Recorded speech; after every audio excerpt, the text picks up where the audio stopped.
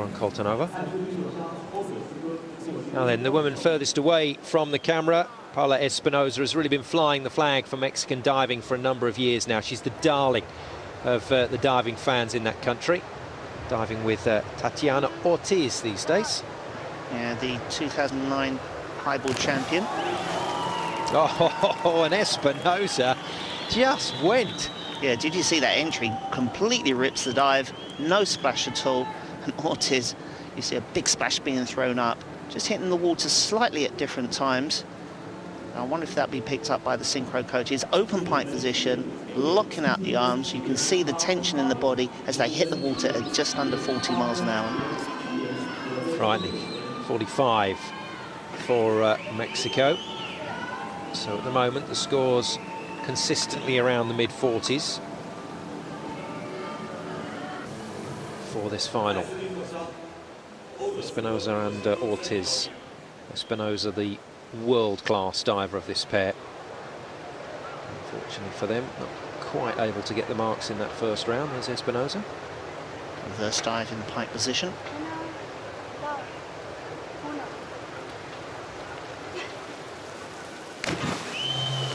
Yeah, it's going to score well.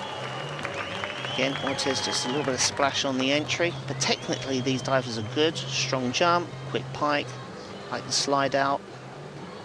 Just slightly loose in the back, Ortiz, as she reaches for her hands. Great dive from Espinosa. So they'll score well, should be over 50 points. Oh, very close. Nearly. Yeah, Ortiz down there on the 7.5s, that hasn't helped. Yeah, that's what's holding it.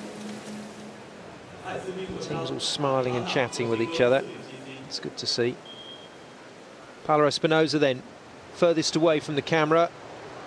Tatiana Ortiz nearest as they begin their campaign in the difficult dive phase. In with 3.5 somersaults in the tuck position. Just need to get the right jump, not be too close. If you fall away too far, you don't finish high enough for your entry. Big splash up there again by Ortiz. If you just to work on those entries, it will definitely help with the scores. Espinosa in with 3.5 on the right-hand side. You can see the lockout very good, which has helped with that entry.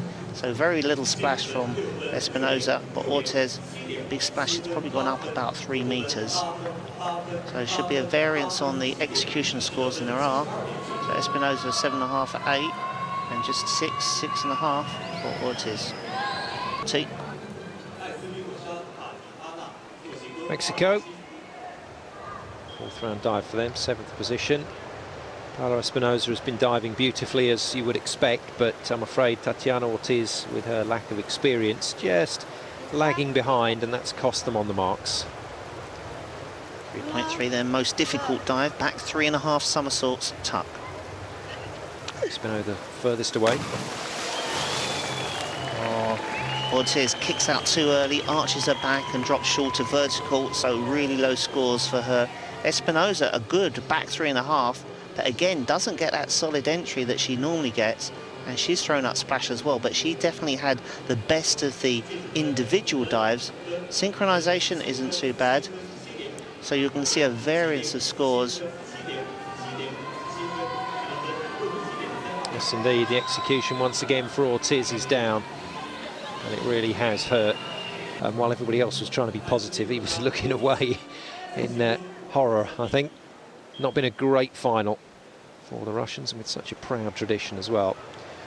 For Espinosa and Ortiz, well, I'm afraid, again, you can find a direct correlation between the marks they have and the diver, and it is Ortiz that hasn't quite nailed her entries in this final.